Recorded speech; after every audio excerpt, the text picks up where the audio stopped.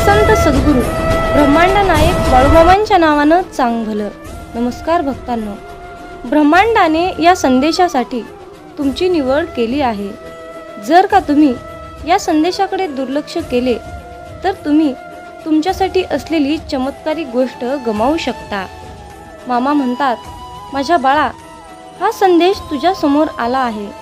म्हणजेच हा संदेश तुझ्यासमोर निव्वळ योगायोगाने आला नाही, तर माझ्या बाळा, हा संदेश मी तुझ्यासमोर आणला आहे.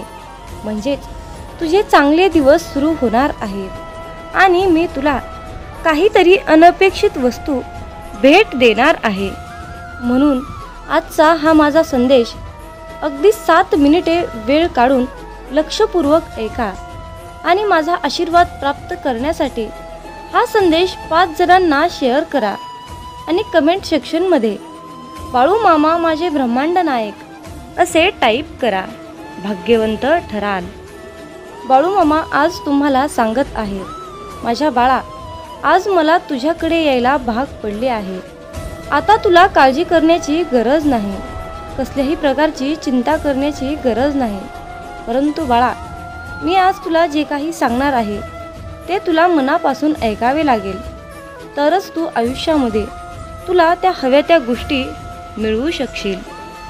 पण तुम्ही मला निराश करून तुमच्या जीवनात आनंद येईल असे समजू नका.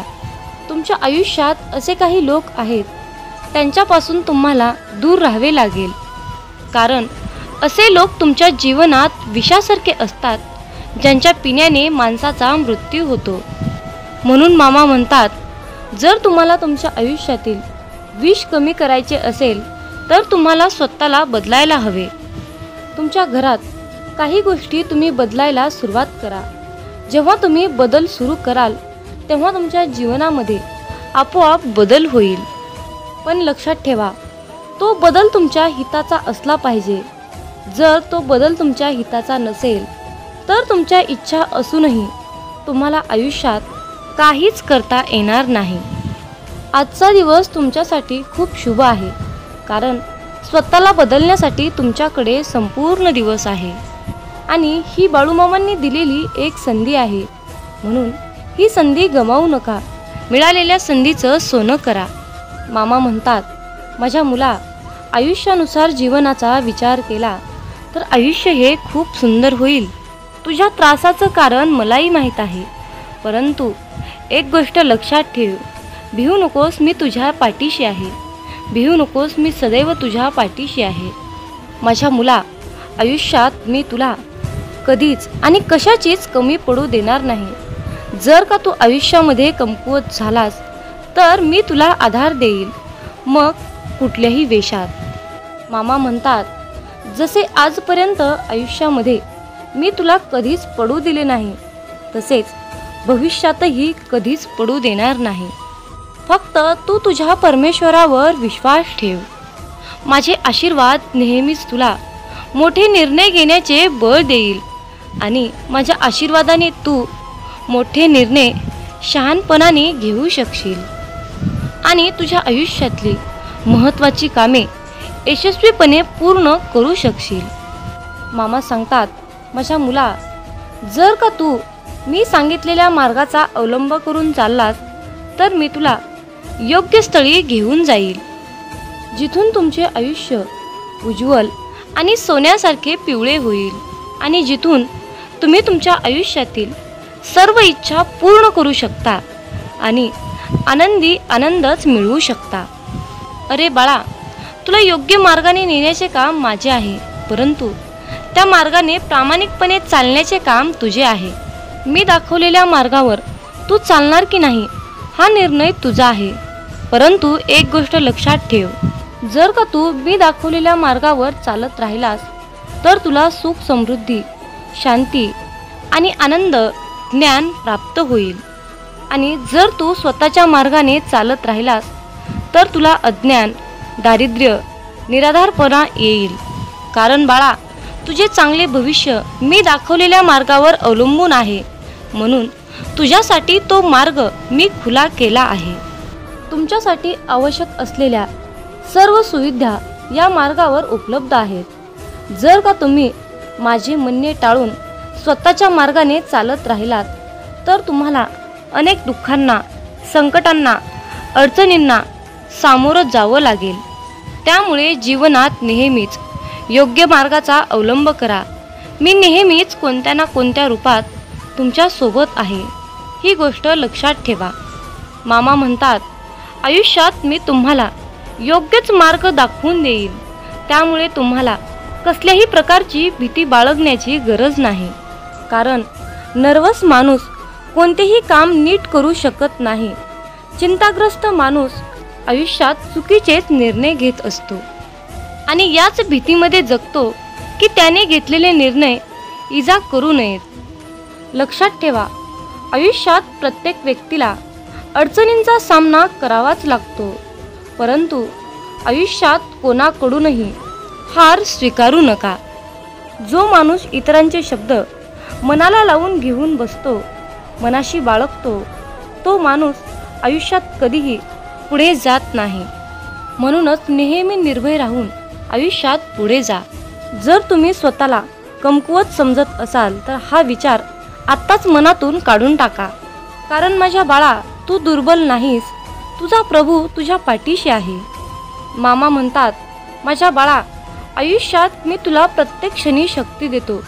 कारण तुला कधीही एकटेपणा वाटू नये त्यासाठी.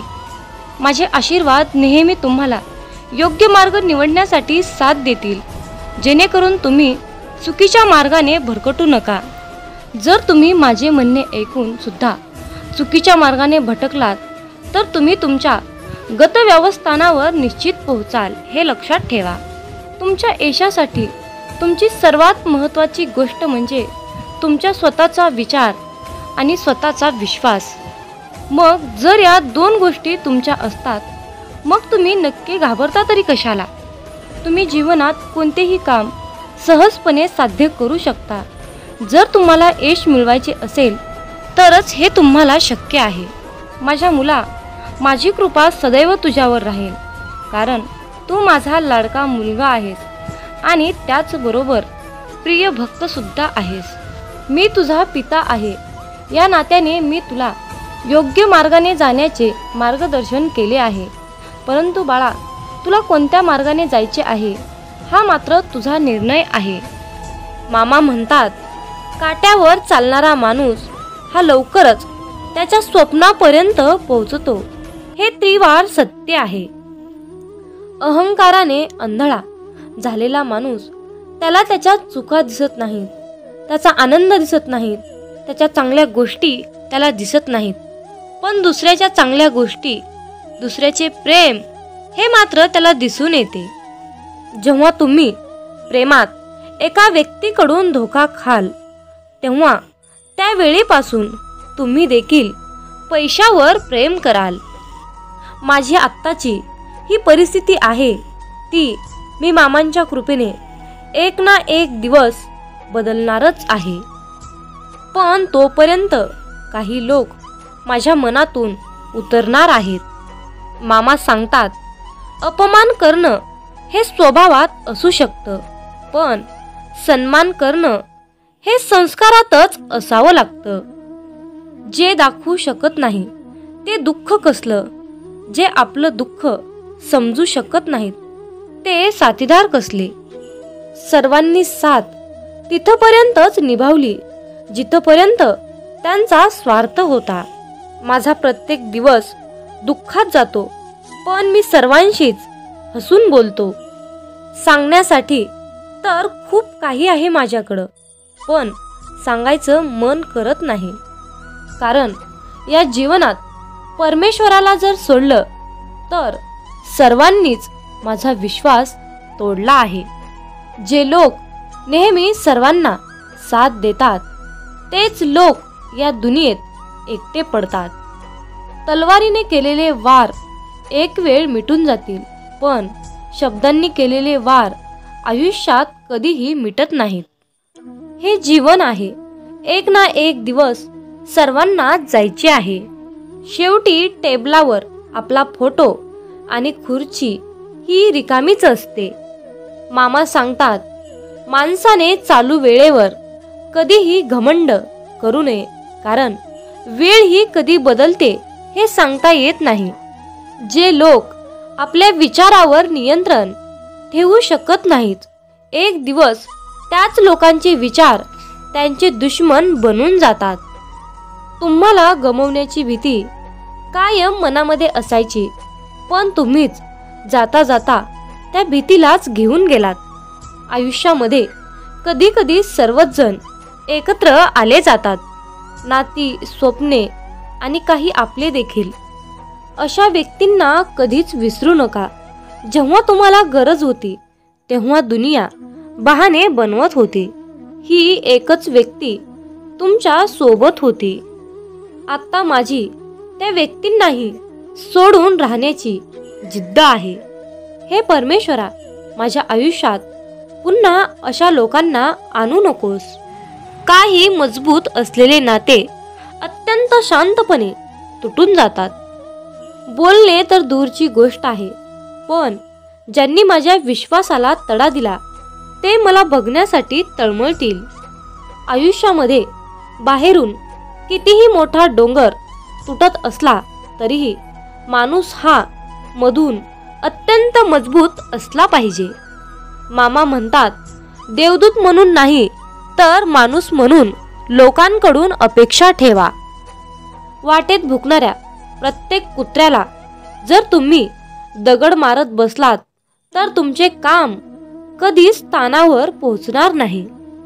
जे तुझे आहे ते तुझ्यापासून कधीही दूर जाणार नाही, आणि जे गेले आहे ते तुझे नव्हतेच, म्हणून त्यावर जास्त विचार करत बसू नका.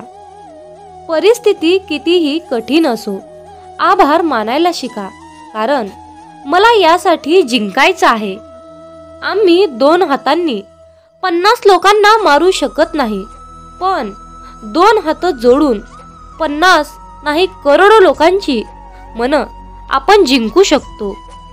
जीवनातील प्रत्येक क्षण आनंदाने जगा, कारण हे विश्व विश्वास ठेवण्याच्या लायकीचे नाही. जेव्हा तिसरी व्यक्ती 2 लोकांमधील समस्या सोडवू लागते तेव्हा नातेसंबंध क्षीण होऊ लागतात. हा संदेश शेवटपर्यंत पाहिल्याबद्दल धन्यवाद. मग बोला बोला बाळूमामांच्या नावानं चांग भलं, हालसिद्धनाथांच्या नावानं चांग भलं.